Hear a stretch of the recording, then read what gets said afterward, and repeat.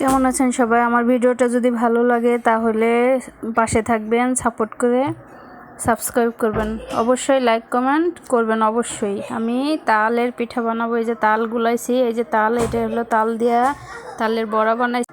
এগুলো হলো তাল দিয়ে তালের বড়া বানাইছি। তালের বড়াটা, এগুলো চালগুলো ছিল আমার অনেক 1 বছর আগে চালের গুঁড়ি ছিল, মেশিনে ভাঙানো চালের গুঁড়ি আমি ডিপে রেখে দিছিলাম।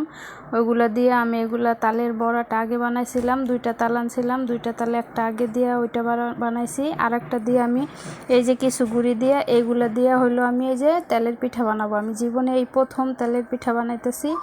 তাল দিয়া, চালের গুঁড়ি দিয়া, চিনি দিয়া মিক্স করে, আর কিছুই দেয় নেই এটার সাথে। কিন্তু পিঠাগুলো এত সুন্দর হয়েছে, আমার জীবনের ফার্স্ট, কিন্তু আমি এই প্রথম পিঠা বানাইতেছি। আমি কী যে খুশি হয়েছি পিঠাগুলো দেখে, আপনারা বিশ্বাস করবেন না। দেখেন পিঠাগুলো কিভাবে ফুলছে, আর পিঠাগুলো বানানো দেখে আমার মন চাইছিল আমি আরও অনেক পিঠা বানাই। পিঠাগুলো মন চাইছিল যে অনেক খালি বানাইতেই থাকি। দেখেন পিঠাগুলোর চেহারা দেখলে বুঝবেন, এটা কিন্তু শুধু তাল দিয়েই বানাইছি, এই জন্য আর কি কালারটা অনেক সুন্দর আসছে।